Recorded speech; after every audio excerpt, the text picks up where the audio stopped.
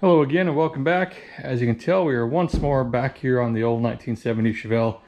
We are going to try to doll this thing up. That's right, we are putting some lipstick on a turd. We're going to try to get this thing looking a little bit more presentable. We need to make that interior inhabitable where you can actually survive being in the car for more than a minute or two. Got a couple of safety concerns here to address. And hopefully we'll be able to get this thing back on the road. So let's get to it. Now, one of the big areas I want to focus on is this fender up here. It has been in an accident before. The bumper here got pushed back into the fender. This kind of lifted some of this area up. There's a lot of damage here at the front of the fender. We're gonna have to try to work out as best we can. There might even be a little bit of filler in there. It'd be nice if I could salvage this fender and at least keep it on here. It's in pretty decent shape other than that. Like, there's no rust down here at the bottom. It's just kind of pushed outwards. So hopefully we can get this straightened up, keep this original fender on here for now, just get it looking better. And I do have a replacement fender extension here that goes around the headlights. However, it will not fit in here presently because the bumper itself is bent and it's sitting too high. Some of the brackets under there are a bit mangled up, so we'll need to get that bumper off, see if we can fix that up.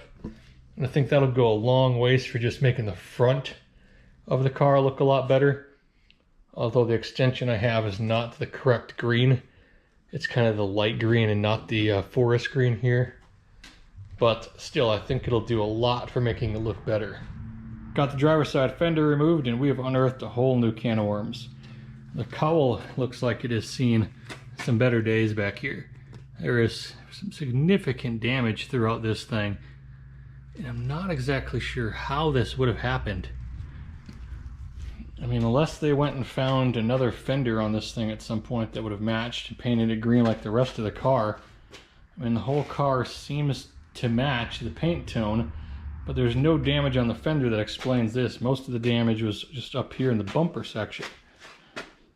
So I'm a bit at a loss as to what would have caused that. I mean, I've never trusted this front wheel. If we look at it there, you can see it's got quite a bit of negative camber to it. So I've always been a little suspect that something may have happened up here. Maybe the wheel came off at one point and slammed into that cowl back there and just kind of went under the car.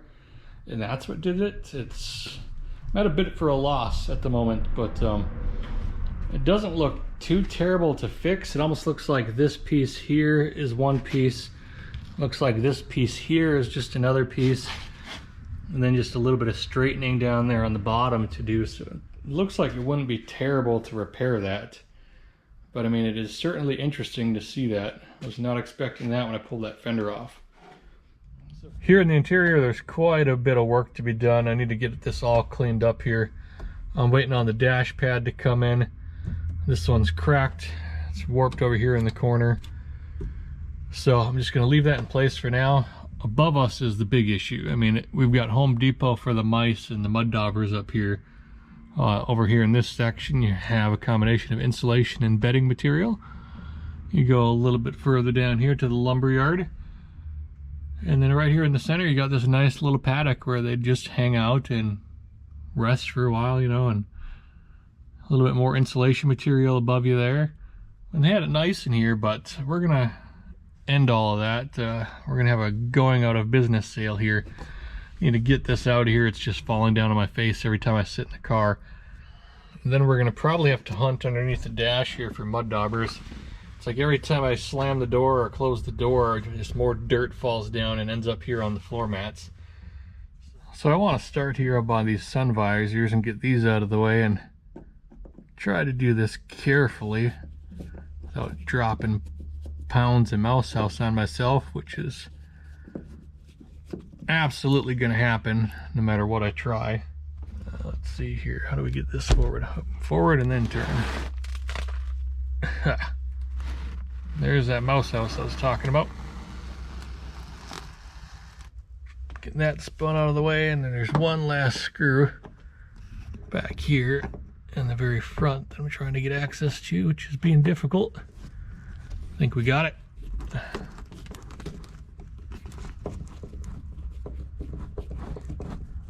Now you really have to get creative if you're trying to hold the camera and do this. Really need to invest in a tripod. Okay, next I'm going to try to get this pillar off since I'm right here. Might as well, right? Oh, that is in there. Okay, I need a little bit better of a screwdriver for that one. A little bit better of a screwdriver seemed to have done the trick. I was able to get that out of there. Oh, there's one more screw here on the inside. My bad. Get this taken care of.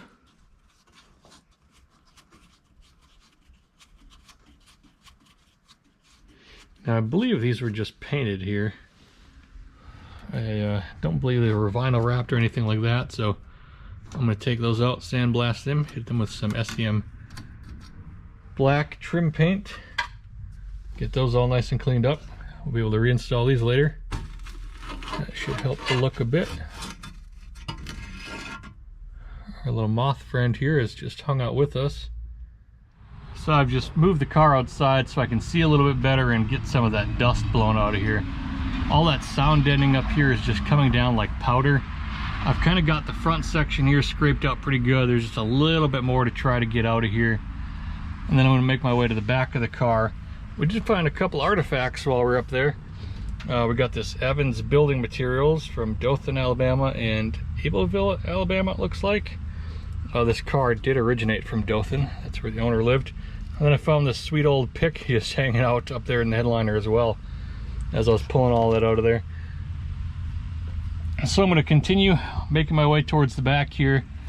Really can't do much cleaning just yet because, like I said, this stuff comes down like powder. It just makes an absolute mess.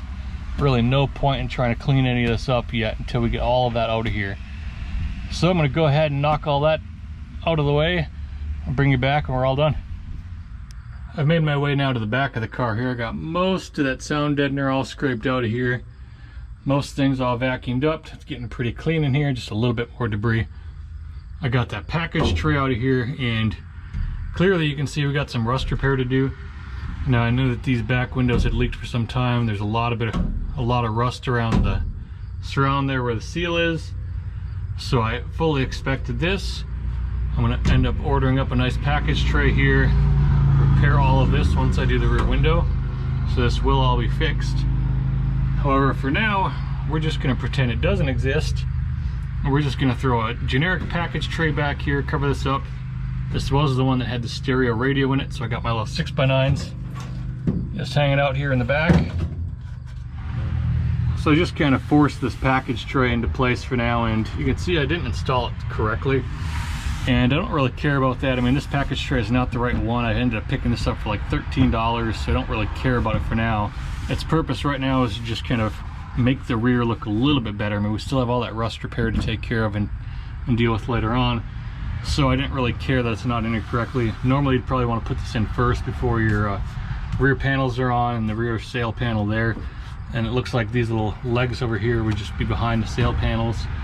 And I mean, it ended up fitting in here really nice once I kind of got everything into place. I mean, I had to shoehorn some stuff. I need to come back here and just tuck in the corners a little bit better where normally you'd have all this done ahead of time. So I mean, I'm not even going to glue this into place. I'm just going to kind of fold it over and tuck it behind the seat once I put the seat back in here. But for now, it looks 100 times better back there than what we had before. It'll serve its purpose for now. We'll replace it with the nice stereo speaker one a little bit later down the line when we do all the rust repair and probably do a little bit more restoration work on the car. But for now, it'll do perfectly fine for going to get ice cream. Things are slowly coming together here. I've got the rear seat back installed. For the package tray, I just kind of folded over that lip right there. It's not the greatest, but the seat's also not the best shape either, so it was going to look goofy a little bit no matter what I did. I might just try to come back there with maybe a flat head later and make that look a little bit nicer, but it's really not bad for what it was. I've been cleaning everything down back here, just using like a little bit of goo off and some 303 for all the vinyl, and it is just soaking it up. So I'll probably have to hit that a couple of times, just kind of get this vinyl to come back around. But I mean, it looks a million times better back here. The driver's side rear section back here for the door panels came out beautifully. They're looking really good. There's just a little bit of chalkiness left on them that I'll have to kind of work on here a little bit later. but like I say, these things are just soaking up anything I put on them at the moment. They're so dry. So next up, I'm probably gonna come here, clean out some of this sound deadening on the floor. The floors are really solid back here. I do have a carpet kit. I'm gonna probably work on that next, try to get the carpet in the car, since I've got most of the sound deadening off the headliner here. There's really nothing else falling down from the ceiling, so we shouldn't really need to vacuum that much anymore. So I'm going to work on getting the carpet installed in here. When I get the carpet installed, I've already got the rear seat bottom all cleaned, ready to go. It did have a big split down the center of it that the mice had made a house out of, so I'm going to have to get some probably Gorilla Tape and tape that up for now, and then that'll be passable. Get that reinstalled in here, but it's slowly coming together. I took the bench seats out just for a moment here so I can show you just how clean this floor really is. I mean, there is no rust or rot really anywhere in the back of this thing. There's just a couple of pinholes up here in the front, which I'll show you once we install the front carpet. But for now, I'm going to go ahead and get that rear carpet, get it lined up in here. Probably get my heat gun, heat up things a little bit, try to get it all molded into shape, get it all looking nice. The fitment's okay. There's a couple of places where it could be a bit better. I mean, this was a pretty cheap set, and I still have to come around with the heat gun and try to get it to fit a little tighter in some of the corners, like back here in the rear part of the seats. Needs a little bit of work. The tunnel section's pretty good back here. For the front section, the tunnel is a little bit high right here, so I got to do a bit of work there, trying to get that to tuck down some. It almost seems like it wants to go forward more, but it's really difficult getting it to go forward more underneath here on the driver's side. So I'll play with that a little bit more, see if I can get it a little bit better. But you can tell things are already looking just a million times better in here than it was. Temporarily install my upper rail here, but normally when you pull these panels off, they'll be in one piece, and then this upper rail will be attached to the panel. And it's important you keep these. You can reuse these for the new panels, and you can save yourself some money, and they actually fit and look better than the aftermarket ones. A couple of things you'll want to keep unless you picked them up new. You want your little door lock ring there. That just has some tabs underneath that bends over. Be sure to pull that off. And then the other tricky part is this window felt here.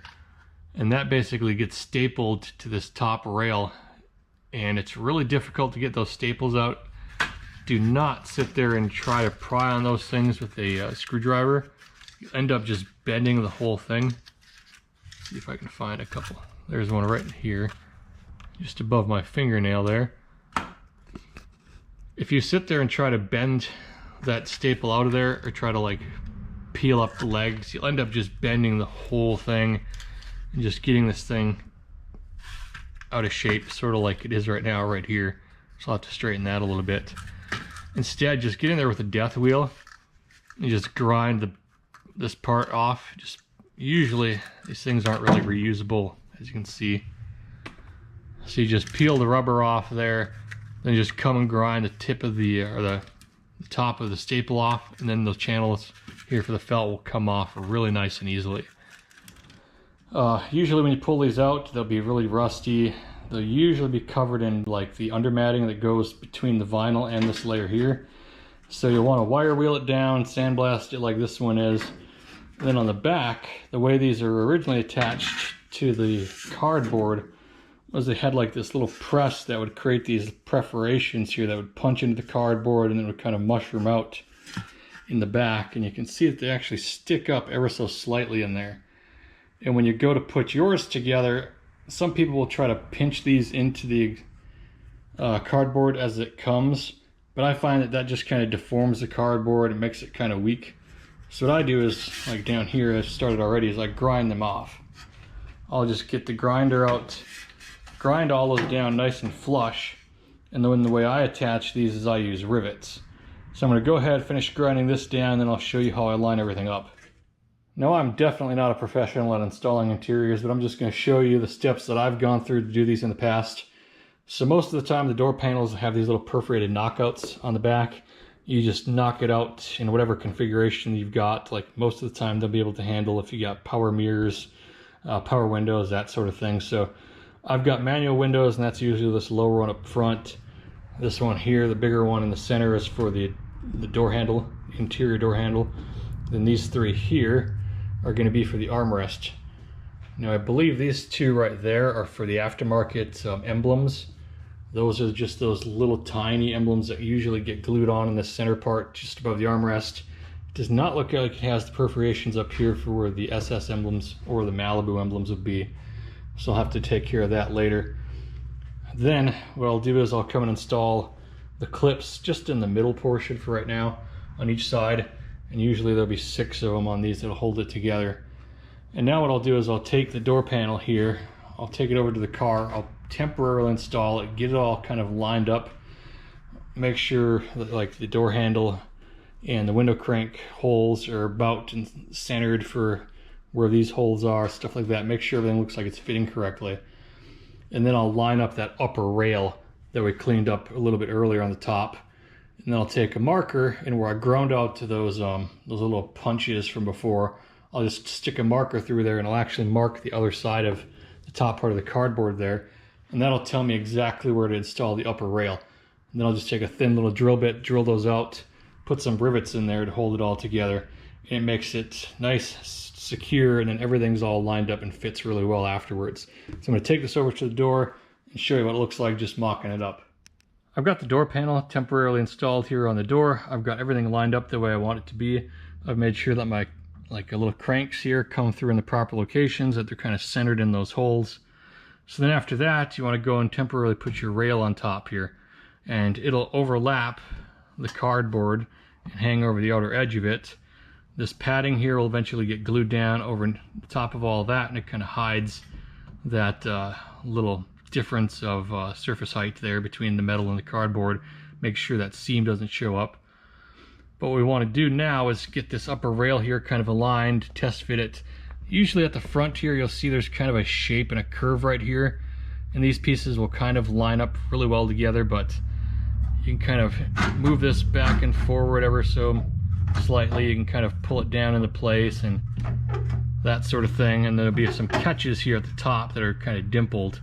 You want to make sure that those catch and are locking into the little latch that you can adjust that sits underneath here. That's that little metal piece right there with that bolt. There we go. And when you have all of that aligned and adjusted, then what you'll do is you'll come through and just with a marker, you can just draw a little dot through those holes there. Then once you're all done with that, you get everything where you think it looks good. You pull this out, you drill those holes out with like an 1/8 inch drill bit. You install some 1/8 inch aluminum rivets, and I use aluminum washers on the back. It gives it more surface area. It keeps the rivet from just pulling through the cardboard. Just helps it stay more secure. And I'll usually just do the front and the back for now. Then I retest fit everything, make sure it's all fitting well. Then I'll mark up a couple of other holes. And usually I'll install maybe about 8 to 10 rivets throughout the entire top section there. With that upper rail riveted to the cardboard now, I'm doing one last test fitment just to make sure everything still fits and lines up correctly. And so far everything is looking really good. All of my clips on the bottom still line up really well. It fits around the door really nicely. The crank handles there come through right in the center of their holes. So everything is looking great at this point. So next up, I'm going to go ahead and get ready to glue all this together. Then I'm going to check and see what kind of paint I got and see about painting these. See if I've got something that'll work well with this glue and not interact with it. Because the glue I'm using is this super trim adhesive glue here, and I've seen this stuff just eat right through paint before, and it kind of just ends up lifting because of the paint under there. So I'm going to see if this is compatible with my epoxy primer. If it is, I'll go ahead and epoxy prime the rail. If not, then I'll probably just glue it on there like it is and hope for the best. I've got the door panel all glued together and reinstalled here just so I can see how everything fits. And I'm pretty happy with the way it turned out. Everything looks really good here along that seam. I can't see it witnessing through anywhere, so that looks like it came out really well. Everything's nice and tight along the top there. It was about 100 degrees out today, so that glue got a really good stress test. It's been holding up. It hasn't been moving at all. So pretty happy with the way it all came out. Up here at the front, I've got just a little bit of a dent that's showing up, and I think that's because it's hitting that rail that I removed, and I actually sandblasted that and repainted it, reinstalled it, and I think it might be hitting and contacting up there a little bit. So it's leaving just a little bit of a witness mark there. But other than that, everything fits really nice. Still just stuck waiting on parts to come in. I'm still waiting for the window cranks. I'm waiting for the interior door handles. I'm waiting for the door sills to show up there so I can get the carpet finished up. So I'm kind of at a standstill here with the interior, so that's probably going to do it for tonight. Just waiting on some parts to show up tomorrow. Other than that, I've got most things done here. I've got the passenger door panel all taken care of. That's in there already. Most of the interior has been cleaned up still. I still need to clean the dash, get the dirt daubers out from underneath it. So I'll probably try to tackle that tomorrow as well. And then hopefully if some of the mechanical parts show up, I've got a lot of mechanical work to do to this before I can get it on the road. So that's going to do it for tonight, and I'll pick it up in the morning. It's a new day here for the old Chevelle. It's shaping up to be a pretty busy one. As you can see here in the back, Christmas has come early. I've just been laying things out and just kind of inventorying everything that's shown up so far, making sure that nothing is missing. I've got a lot to go over. There's parts back here, parts on the top, to my left, and behind me as well. But before I get into any of this, I want to take a moment to address a couple of things that you guys left in the comment section on the previous videos. Now, a lot of you have brought up the concern about taking an old car like this, especially one that's sat as long as this one did, and putting it back on the road again. And those are very legitimate concerns, and concerns I take very seriously. I do not take lightly putting other people at risk, so I'm very cautious about the cars I put back on the road. And for me personally, I want to make sure that the steering and the brakes are all in good working condition. Now, in my particular case, there's a lot of red flags. I've mentioned some of them already, and I'm going to go over them here right quick. I'm going to explain why I spent so much buying a bunch of new parts for this thing and why we've still not made it on the road just yet. Now, the brakes. You have seen me use them. They do work. They're not very good though. The booster here is pretty much dead. I'm getting no vacuum assist of any kind. And that's okay. I can live without vacuum assist. I have cars that are just manual brakes already that are heavier than this thing, so no real problem. My leg is strong enough to deal with it. But it's just one of those things to check on the box. In addition, the front brakes here, especially, pretty sure it's on this driver's side, it drags quite a bit. Once you hit the brakes, it takes a while for it to release pressure. And the hoses under there are pretty old, they're pretty cracked. So they're probably swollen and they're just being really slow to relieve that pressure back. And that can be a concern going down the road if you get calipers hanging up and things like that. So I'm going to address the brakes on this car. The rears, one of them seems to kind of hang up at times, and the other one just doesn't seem to work at all. So, for that reason, I don't really trust the brakes on this vehicle. We've seen that there's issues with the steering components, and you've seen me mention a number of times my suspicion about this front driver's side tire here and all the negative camber in it. And we noticed the damage back there on the cowl. There's damage up here on the front, so I always wondered, okay, is something bent in there? Is something damaged in there? And I'm going to go underneath here and show you what I found. So here we are underneath the car, and we're looking at the driver's side control arm. I want you to pay attention here to the back where the control arm bolts into the cross member. And you notice how the bushing here is super pronounced? It's very obvious that it's there and it's sticking out in front of the actual cross member. Now if we come here to the passenger side, you notice how you can't see it? How it's just hidden? So what's happened over here is that the bushing has blown out. And instead of the bolt going through the center of the bushing like it should, it's now going through the very back of the bushing, and that's allowed the control arm to slide out to the right. And that's what's throwing off the geometry of all the suspension and why I'm getting so much negative camber. In addition to that, right above us here, we saw the steering arm from the prior videos, and this is all loose in here. It kind of wobbles around a bit. The ball joint itself is really loose. It's not very tight in there, even if I were to tighten up the bolt on the top. So now that I've shown you a couple of the red flags and the things we need to address, I'm going to walk you through everything I picked up for this car. Now I probably spent more than what was necessary just to fix these things. I could have probably saved a whole bunch of money just fixing the actual problems. But as I mentioned before, I do plan on keeping this car. I want to hop it up a little bit, make the suspension a little bit better, some things like that. I will be restoring the car. I know I upset an entire generation of you the last time when I mentioned the word patina. It's okay, take your blood pressure meds, take a few breaths. I promise the patina won't bite. calm down. This car will be shiny one day. I do think there is something unique about the fact that it's an original Survivor, that it's just kind of holding on with the paint that it had for 40 some years, you know. I think it'd just be fun to get it going down the road as it is and just enjoy it as it is for right now. So starting over here, you can see I've got new control arms, both lower and uppers. These are from BMR. I've heard really good things about BMR. They look to be very well constructed. When you pair the upper and lower together, it gives you 4 degrees of additional caster, which helps with the steering. They come with the bump stops here. They do offer the hardware kit. That's basically all brand new hardware for your control arms. It's just a little bit more, so I opted for that. Now I could have probably just replaced the bushings here at the back where it goes into the cross member on the existing control arms and been okay. But again, because I do plan on keeping this car for a while, I wanted to hop it up a little bit. I'd always planned on getting these, so I just figured I'd save money by not just fixing the issue now and just upgrading these now. And you'll see that theme carry out here as I decided to just get like new steering arms. These are already powder coated, rather than fighting all the grime and sandblasting and cleaning up all my existing hardware and stuff like that. I just opted to replace a bunch of it because this is going to be a nicer done car eventually. So I got new backing plates here. You can see I've got that new drag link here in the center. I'm not sure if these little ball joints are serviceable, if you can just press these out and replace them. It's pretty cheap to just get the whole new bar, so I just went that route. I've got new idler arm here. I will need to paint those black. I've got new sway bar clamps here for the front. The one on the driver's side was torn off, so I just decided to pick up the pair of them there together. I've got the new master cylinder. I figure I'm going to be replacing all the brake components anyway. Might as well just pick up a new master. I'm going to go ahead and paint this black. You can see over there is the new booster. That came painted black already. I'd have preferred probably a satin black. It comes gloss black. Excuse me, but that's perfectly fine. So I've got the BMR drop springs here. These are the 1-inch springs. They don't seem to make separate springs between like the big block and the small block. They just go by drop.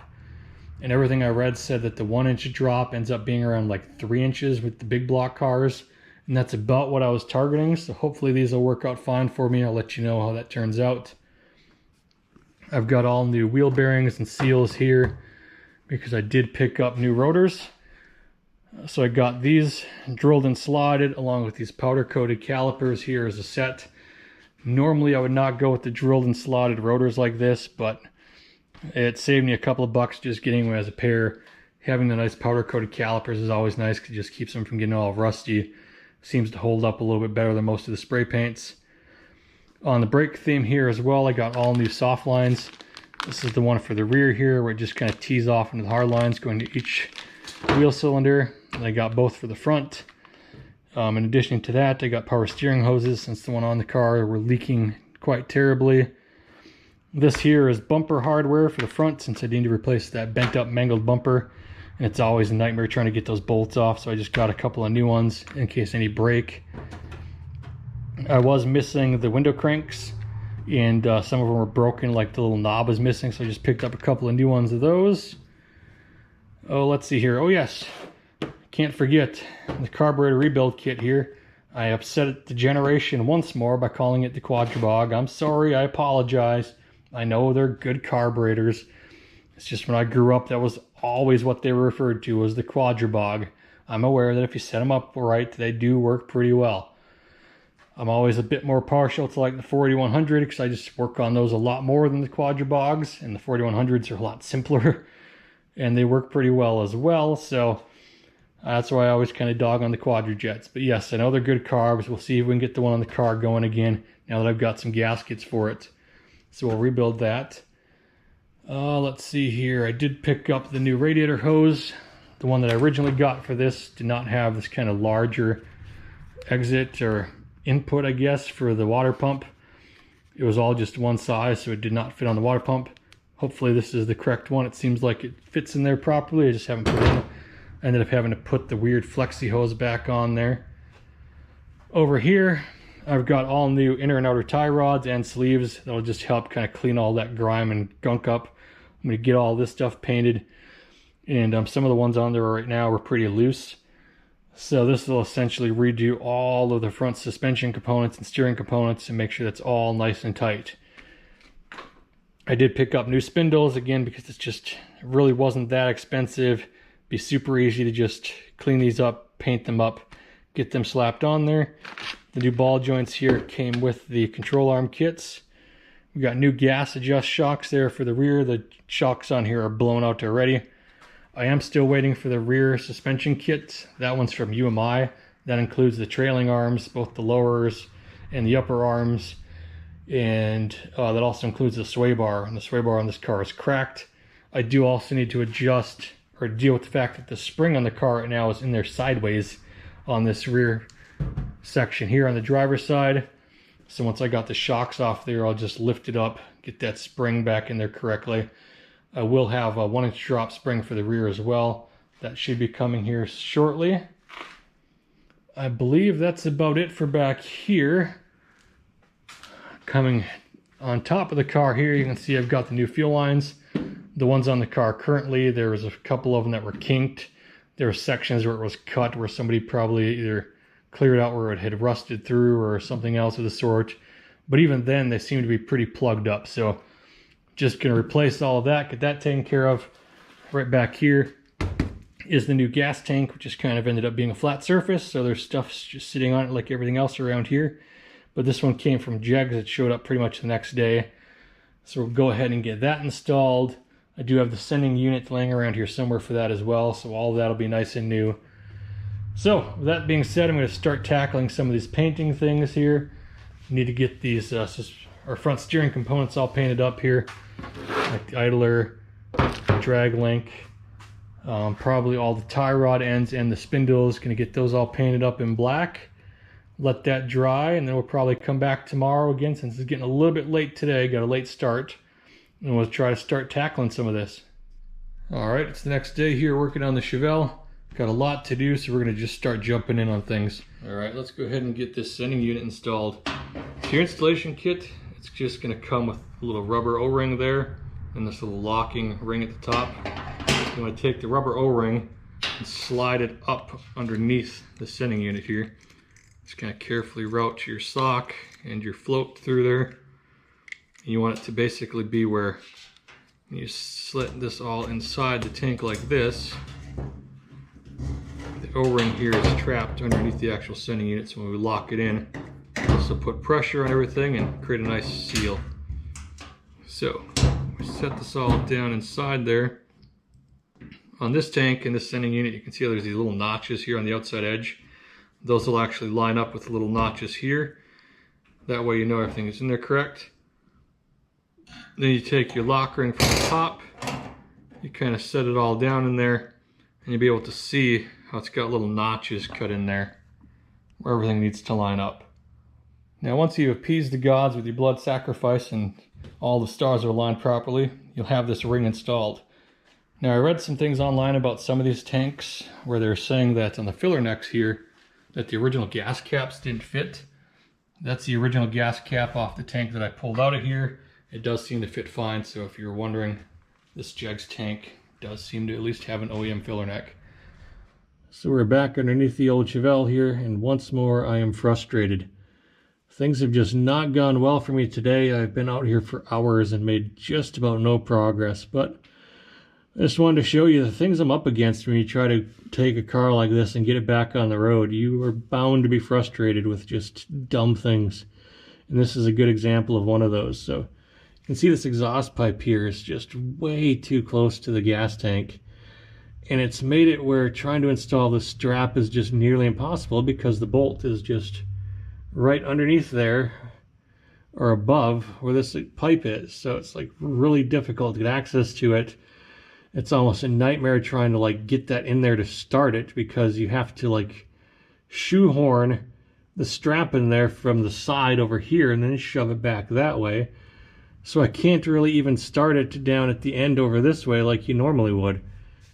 Now I've shifted my focus here to the rear shocks, and these are mounted by usually just 3 bolts. There's 2 here along the top, which I've already got removed. And then there's one big one here at the back, and now you can either take this out one of 2 ways. You can take the bolt off here, which will then just slide the shock off. Or sometimes they'll come with all new hardware, which replaces like this little standoff here, so you can just take this bolt out, and the whole thing will just slide out and replace the whole thing that way. And that's the plan that I have for the moment, since I have all that hardware. So I'm just going to take all of that out of here and get these shocks replaced. And then I do need to come and straighten off that coil spring right here. If we look in here, you can see that it's not actually sitting in its pocket. It's like cockeyed. It's knocked out of its pocket and angled forward. So we're going to get that centered back up here, and hopefully that'll fix the ride height a little bit. I got the new shock installed here and all buttoned up. I was able to go ahead and straighten out that coil, got it recentered in its pocket up there. I'm still waiting for the rear suspension kit to show up, which will include the new trailing arms and everything else for back here. That'll also fix this broken sway bar, again, as it's broken clear off its mount over on the passenger side there. So still waiting for that, but I'm going to go ahead and knock out the other side over here, get this shock taken care of. This one's leaking quite a bit. So next up, I'm going to move to the front of the vehicle here and start tackling this front suspension, steering, and brake setup. The driver's side is obviously going to be the easiest, and now they got the inner fender out of here. Really good access to everything. So first thing is I'm going to start with trying to get this end link out of here. Since I'm going to be replacing a lot of this stuff, I've been debating on whether or not I want to try to just take those tie rods off, see if I can get that ball joint out, or if I just want to cut it off. It might just be easier and faster to cut it, but that's going to be a long time with the death wheel either way, so on the fence about what I'm going to do there. But for now, I'm going to get started on that sway bar. I was able to get that sway bar link out of there with not much trouble at all. Now I'm just working on trying to get this outer tie rod separated from the steering arm here. This is always a treat. I decided I'll try it once the right way here. I've got my generic puller on there, applying some pressure on the top. Now hopefully if I just come in here with a big old hammer and give her a good whack, it should all come free. It never quite works out that way though.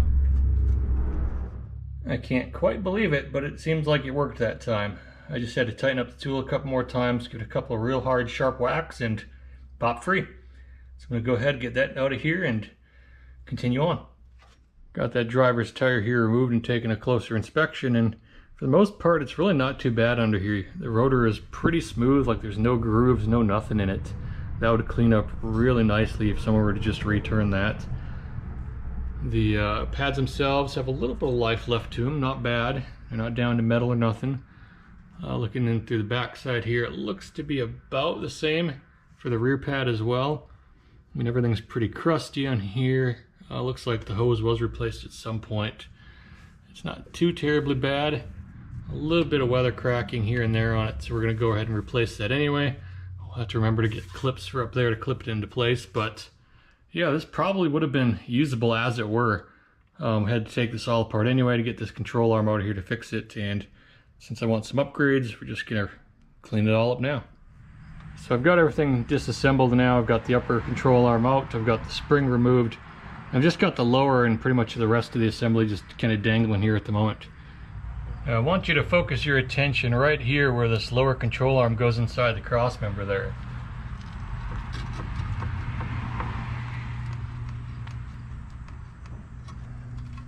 See how much movement there is there? So that's the reason why I had to pull all this apart. That bushing there was just blown out. It was causing this control arm to just push out on the bottom. That was giving me all that negative camber. So I'm gonna go ahead and get all this stripped out of here, maybe scrape off some of all this grime and all this other mess under here, get things a little bit cleaned up. So I've gone ahead and cleaned off some of the grime from the frame here. Clearly there's a lot more to go, but I was just trying to clean it up enough to show you a couple of things here.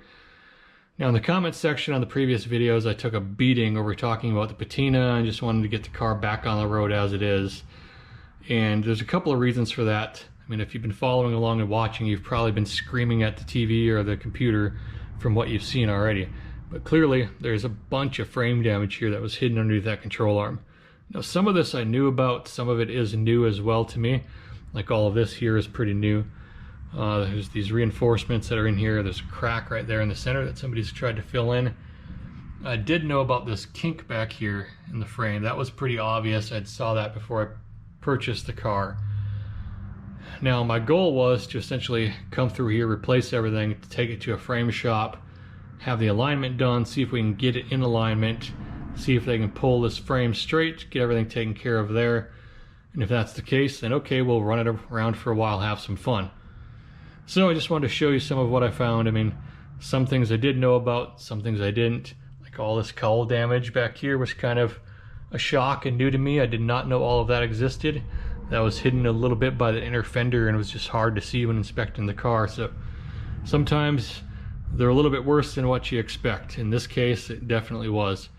I got that lower control arm installed here and bolted down. Everything fit up really nicely. Didn't have to really fight with anything. You never know if you have frame damage, if it's moved the location of those pockets or tweaked them ever so slightly. Can make it a real struggle trying to get these in there, but thankfully everything went together really nicely. We've got the spindle here just temporarily mounted. Going to start tightening that up here, get the upper out as well, and get that ready to install. Things are coming together really nicely now. I've got the upper control arm here fully installed. I've got the ball joint installed. It goes on the outside of the control arm. There's some debate on what direction these screws go, but I usually see online from the manufacturers that they usually put them up from the bottom, so I just replicated that here as well. Everything went together really easy. The spring went in there without even needing a compressor. I was just able to set that in there and then jack the lower control arm up into place. Everything is fitting together really well. I'm gonna get some of that new hardware I purchased and start putting the brakes together. I've got the new backing plate installed, the new caliper bracket, and over here, our nice powder coated steering arm. Everything here is bolted in with grade 8 hardware. Got some Loctite up here on this nut. Everything went together really well. Sometimes it's hit and miss with some of this aftermarket stuff, but everything has been fitting really good so far. I'm going to go ahead and start getting the bearings all ready here, load them up into the rotors, and we'll get those mounted up. So I've got my new rotor here. It came with the races already installed for the bearings, so all I had to do is grease up my new ones. I've got it dropped in the back there, have a new grease seal installed as well. My front bearing here is already greased up, ready to go inside, so we should be ready to slap this up into place. Got that new rotor installed, used new Dorman hardware up here. Seemed to fit pretty well. The washer was just a little bit tight getting it to go back there, but just using the bolt to push it back made it go on there with no issues. Everything's all nice and greased up. Got just the right amount of tension on there, not too much. Rotates pretty nice and smoothly there. So next up, I'm going to go ahead and grab that brake caliper and the brake line over here, start getting that all set up. I've got the caliper all ready to go here. Had to install the brake line. This little metal portion here just fits between these two casting pads on the back. It came with new banjo bolt hardware there. Make sure you get the crush washer on each side of the line. So that's all set to go. They are marked. This is the L for the left-hand side or the driver's side. So I'm going to go ahead and get that slapped up in here. So I've gone ahead and finished up this side. Everything should be installed now. Got the new caliper installed. Got the new brake line all hooked up here. Did go ahead and install a clip up here to hold that hard line in place. I'm not going to replace the hard lines just yet. I'm still waiting for the new ones to show up, so we'll just use what we've got. They appear to be in good condition, but overall, pretty happy. Everything went together really well on this side. Gonna go ahead and slap the wheel on here for now, lower it down, and get to work on the other side. I've been making my way here through the passenger side, and everything looks pretty good over here as well for the most part. The pad is really thin, what's left of it. The rotor though is really nice. It's not grooved in any way, so that could have probably been salvaged. The brake line over here was really bad. You can just see all that weathering and cracking in there. Definitely would not want to have trusted that for very long. Don't really see any kind of frame damage over here. I mean, it all looks okay. There's no rust or anything back here. I did notice it looked like someone maybe cut a hole right here. I'm not quite sure why that would be there. But no other surprises up here at the moment. I did go ahead and get that tie rod off on this side using the good old sledgehammer trick. So I'm now 2 for 0 on this car. So I went ahead and took out the old drag link and all these old tie rods. And as you can see here in the idle arm, just a tremendous amount of play and slop. On this side where it went into the steering pitman arm, that was all worn out as well. I ended up having to cut that one up because I just couldn't get it out of there any other way. The tie rods themselves are not too bad where they go into the drag links here on the ends. They're pretty sloppy as well, so definitely worth replacing all this while I'm in here. Got the passenger side here all buttoned up and assembled. Everything went together really smoothly. Nothing to report over here. Just going to sneak under the front here and finish up the last of the steering components. Here underneath the car we can see all the new hardware I've got installed. We've got a new idler arm here, got a new drag link. I have tie rods, both inner and outer, and new sleeves on both sides. That's going to tighten up all of the steering on here compared to all that sloppy mess we had before. Now, as you can see, I had to do quite a bit of scraping and landscaping here. There was quite the buildup right there behind the drag arm. So I've got that all cleaned out of here. Everything should be all good. While I was under here, I made sure that everything was all greased up. It's very easy to forget to grease your stuff once you put it in. Sort of tucked up underneath the car again, which seems to be like my second home as of late. Replacing the rubber line here on the rear. This one bolts here to the top of the axle that branches off on either side with a hard line. Then over here, it connects to the hard line, which runs forward up to the master cylinder. Now this was a real pain to get out of here. I had to get some heat in here, kind of spray it with PB Blaster, heat it up, spray it again, and finally broke free and was able to save this hard line, so everything seems to be good. I was not getting fluid back here at all. It seems like I'm getting it up here at the fitting. I was not getting it through that existing rubber line, and it was in very poor condition, so I'm going to go cut it apart and show you what it looks like. If you watch a lot of automotive YouTube channels, you've probably heard a lot of mention about the different ways that these rubber brake lines can fail. And I've kind of got an example of each here from this car. Each one of these is a section from a different rubber line on the car. We have the one in the rear here, which tees off to both sides. This one here is the passenger front. This one here is the driver's front. Now if we take a peek at the driver's front, it's in decent condition. It's not really that weathered. It is really firm though, and really unflexible. If we look down here, the hole is pretty pronounced. You can see it's there. It's a little smaller on this side though.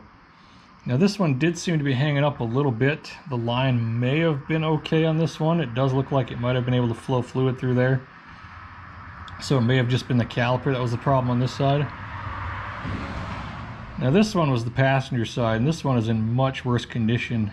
Down here at the end, the rubber is just kind of dissolving, just turning into black mush. It is very weathered here. If I spread it and kind of bend it, you can see all the cracks there. But interestingly enough, you can see how big that center hole is there. This thing moved quite a bit of fluid through it. And I didn't have any problems with this brake on the passenger side there, but again, this is not a line you'd want to trust for very long. Now if we come to the rear here, just very bad all around, very weathered, lots of cracks. This is probably the original off the car here. If we look here at the actual center, you can see that there is no hole there. And the problem I had with this is that I was getting no fluid to the rear, and that is the reason why. What happens is when these get old and full of crud, the rubber here will start to swell up over time, and then they just stop moving fluid. And sometimes what happens is the fluid will move through it, but then it won't release and come back, and then your brakes hang up and you have just an absolute nightmare of a day. So definitely worth replacing all three of these things. I thought it was kind of neat that I had a couple of different types of failures. Figured I'd show you each one.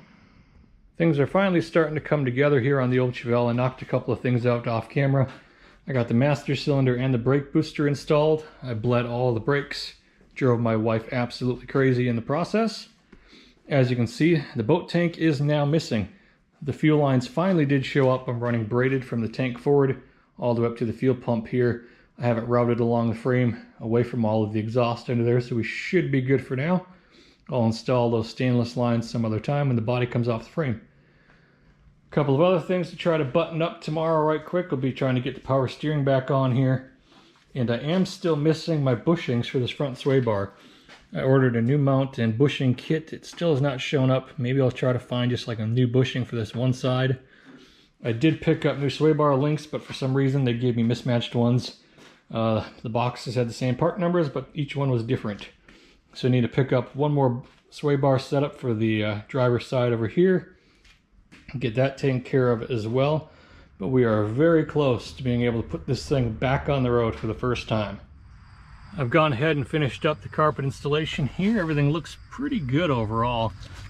Got the door sills installed. These are aftermarket ones. The body by Fisher tag here is pretty much held on by Elmer's glue. Kind of terrible quality there. Behind the seat, everything fit really well. This is the Summit carpet kit. Fit really nice back here. The way they ship them, unfortunately though, everything is like kind of folded up in a box, and it really doesn't want to sit well up here in the front. Right along here, there's a seam that pretty much runs. Thank God I got the bench seats. It really hides it pretty well. But overall, it turned out pretty nice. So I still need to clean up the seats here. Still need to finish the door panel over there. Just waiting on some more parts still. I need to get back there and tape up some of the holes in the seats, but overall it is coming together really nicely. Working my way through the old quadribog here, got the top cover removed. The bowl here was full of quite a bit of debris just from that short time of running off the boat tank, so I've cleaned up all of that again. Our little tiny filter here on the inside, you can see there has quite a bit of buildup and debris on that, so I'm going to go ahead and replace that. Going to go through and finish cleaning all of this up here again, pull everything apart, give it a really good cleaning this time. Now if I were doing this right, I'd put it in a sonic cleaner, let it sit for a day or two in a chemical bath of some kind, get things really clean. But unfortunately I don't have one just yet. I probably should pick one of those up for how often I do this. So at the moment it's just going to get the brake parts cleaner, compressed air, kind of rebuild on it. Some new gaskets, make sure just everything is nice and clean. We'll put it all back together and see how it runs. I got the carburetor here all cleaned up. I pulled the jets out and made sure all the passages are nice and clean. Just been working my way through reassembly now. Got a new needle and seat installed, adjusted my float height. Got a new base gasket installed down there. However, when I went to reinstall the power piston here and the metering rods, I noticed that there was no spring down in here. Now usually when I take these apart, I'll pull the float out, I'll pull the little metering rod assembly out, I'll pull that little set screw that's right under here that holds the check ball in place for the power valve. And then I just kind of dump everything over and it usually all falls out together. And then I just kind of grab the pieces as I need them during reassembly. I found the check ball, but there was no spring. And then I got thinking about it, so when I took this assembly out of here, it was all the way down in that little hole there, and there was no spring tension out when I pulled it up and pulled the little seal at the top out. So that has been missing for some time now. When I did the quick rebuild for the Will It Run, I'd left that in place. I just kind of pulled some of the top stuff out of here and just cleaned out the bowl. I didn't really disassemble much because I didn't have parts at that time. So that's been missing for a while, and that's a problem because I can't just drop any random spring down in here. These springs are kind of tuned to particular vacuum levels, and the way this should operate is power piston goes down the little hole there, then at a set vacuum level the piston gets sucked down, compresses that spring, and these little metering rods then make their way into your jets, and it controls the amount of fuel flow through your jets. And then as you transition off idle, that spring pressure will release, or that vacuum will release, and the spring will then be able to push the piston up and out of your jets. So this could explain why I'm having some issues with that bogging kind of off idle and some of those transitions, because this is just basically staying fully collapsed. It's not giving me the fuel delivery that I should be getting. But that's also another problem, that I don't have that spring, so that's a bit of a blocker. And then as I was going through that and discovered that issue, I started inspecting some of the other things, and if we look at the top cover here, you notice that the rods for the secondary there are different heights. That is not correct. Those should be equal. If we flip this over here, you can see on the back side here that one of those arms is bent. So that tells me that somebody went and reinstalled this lid, got one of those little rods there kind of jammed up on something, and then just forced it down and went and bent that assembly there. Now I could try to probably guess and bend that back into place, but I'm assuming that those are supposed to be at very specific levels to determine like how much they meter and how much they open. So that's another blocking issue there. I can't really proceed with the carburetor without those parts. So unfortunately I don't have another quadrijet on hand. I'm gonna have to try to either see if I can get those parts somewhere quickly, or scour Facebook Marketplace and see if I can find another carburetor to try to piece something together. So until then, I'm kind of at a standstill.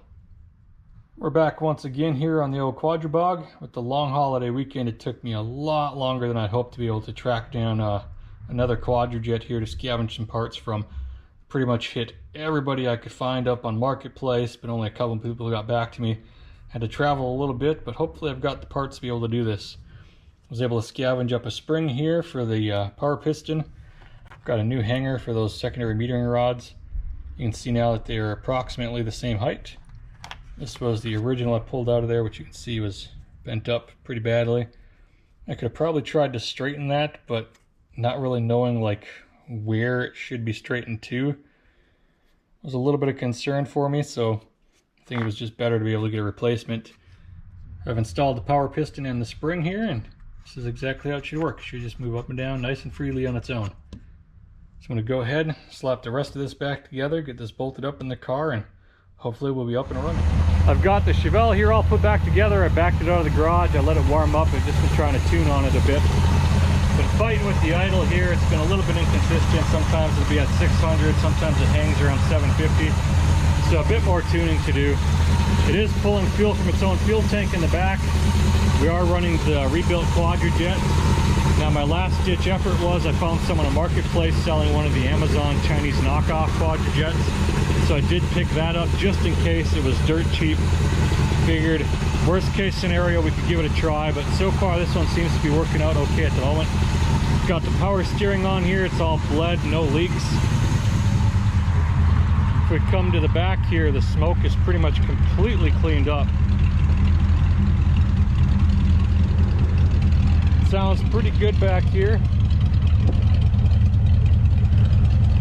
Really can't see any smoke of any kind back here during idle. That transition off idle is still just a little bit of a bog, not too terribly bad.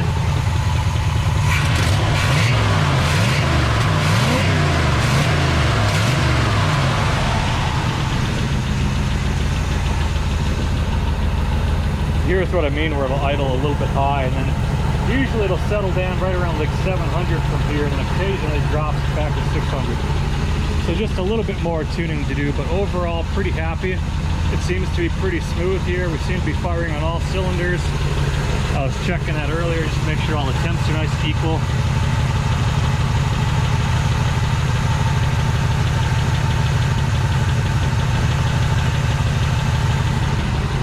Looks like we're getting at least firing on all of them I can reach here.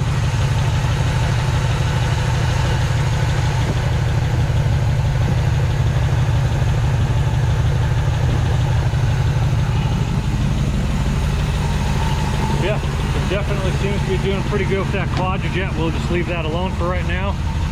Do a little bit more tuning on this here idle, but overall I am very happy.